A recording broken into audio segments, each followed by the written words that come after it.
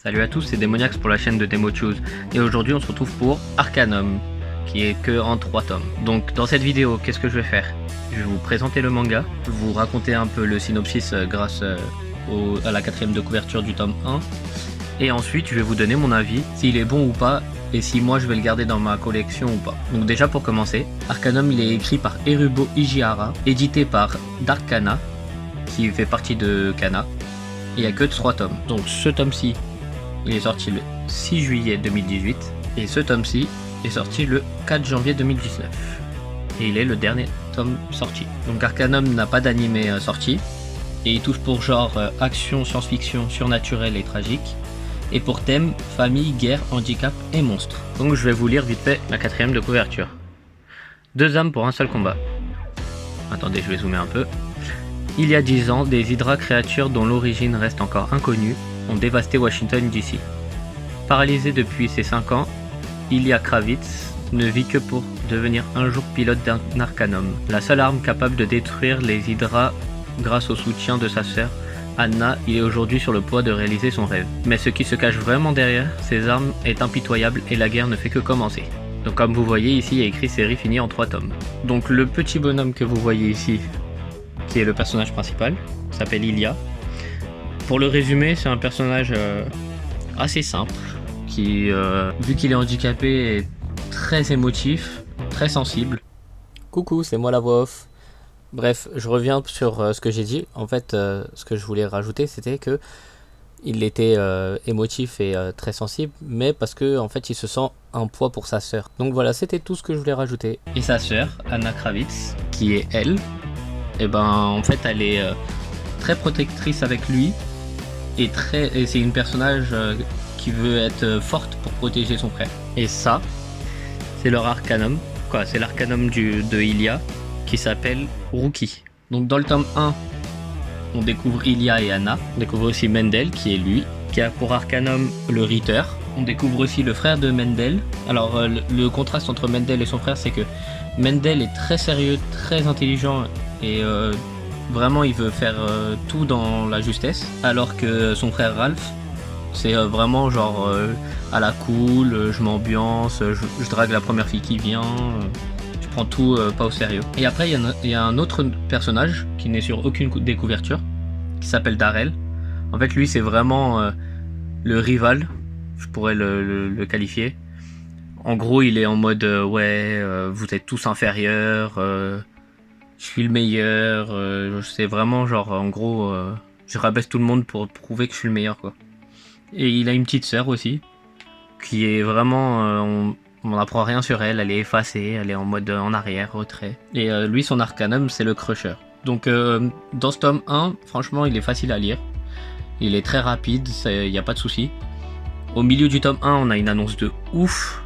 En gros ça nous change toute la vue qu'on a du manga. À la fin du tome 1 on voit l'annonce du milieu se mettre carrément directement à jour quoi, c'est bam, direct quoi, genre bon je vais pas vous spoiler mais c'est assez violent, assez douloureux quoi. Niveau dessin, voilà, ça c'est la page 1, après il y a cette page qui est avant, très jolie, et encore 7 pages avant. Après dans le livre vous avez des trucs comme ça, très jolis, que je vais pas détacher, que je vais garder. Et donc là on passe au tome 2. Le début du tome 2 c'est la conclusion de la fin du tome 1 où le spoil brutal qui arrive, on le revoit au tout début du tome 2. On a des révélations qui sont faites. On a un nouveau perso qui arrive, elle s'appelle Lily. C'est vraiment la meuf, dès qu'elle voit un joli garçon, elle peut pas s'empêcher de le draguer et tout ça. Et elle connaît Darrell apparemment parce que dès qu'elle arrive c'est Darrell qui colle et tout ça et ils se parlent comme s'ils se connaissaient. Et Lily elle arrive pas toute seule, elle arrive avec son père qui s'appelle Owen. Alors lui c'est vraiment le fêtard, genre j'ai pas que ça à faire, je viens mais je suis là pour faire la fête quoi. Et donc l'Arcanum de Lily il s'appelle Justitia et dans ce tome là on a des fiches pour mieux s'accrocher au personnage. Je vais vous montrer. Donc là vous voyez, vous avez Ilya Kravitz, tous les détails qu'il a. Pareil pour Anna. Quoi, je dis tous les détails, mais en fait c'est juste leur âge, leur taille, leur poids et ce qu'ils aiment, ce qu'ils détestent. Donc là il y a Mendel, celui-là que je vous disais. Ralph, là son frère. Donc voilà Lily. Et son père Owen, qui est là. Et le Darrell, que je disais, qui était vraiment en mode je suis supérieur. Avec sa sœur effacée qui est là. On dirait pas comme ça qu'elle est passée, on dirait plus qu'elle est en mode supérieur comme son frère, mais en fait non. Et donc à la fin de ce tome là, en fait on se rend compte que il y a une nouvelle annonce encore qui va encore changer le manga, en mode un peu comme Shingeki où t'as une annonce et tu dois tout ce que t'as pensé avant, ça se rechange. Et là t'as grave envie de lire le tome 3. Et donc là tome 3, dans les autres tomes on avait un personnage que je vous ai pas dit. C'est le dirigeant du truc d'Arcanum quoi, qui s'appelle Rudolf.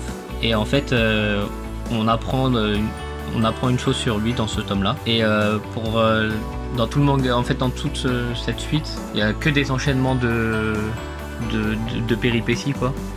Et pour la fin, franchement elle est bien. Mais tu te dis il manque quelque chose quoi. T'as envie de plus. Je pense que l'auteur aurait pu faire une suite, mais vu comment j'ai pas entendu parler de Arcanum, je pense que c'est pour ça qu'il n'a pas fait de suite. Parce que en fait il conclut bien son histoire, y a pas de souci. Mais tu te dis j'aurais préféré savoir des trucs sur les Hydra, sur ça. En gros il aurait pu faire Arcanum Next Level, je sais pas moi, Arcanum suite et fin, je sais pas, genre inventer un truc pour avoir une suite quoi. Pour ce manga, je dirais que les points forts sont les personnages. Franchement, ils sont cool. L'univers qui est cool aussi, parce qu'on n'en a pas vraiment beaucoup en shonen, je parle. Et les points faibles, je dirais que la fin est pas, il y a pas assez de, il manque des choses. La fin elle est pas assez complète. Et je dirais que l'autre point faible, c'est que les trucs ils s'enchaînent trop vite. Donc voilà, pour ma note, je lui mettrais un petit 7,5. C'est tout pour cette vidéo, j'espère que ça vous a plu. Peut-être donner envie aussi de regarder Arcanum pour essayer de voir si ça vous correspond ou pas. Et puis je vous dis à la prochaine.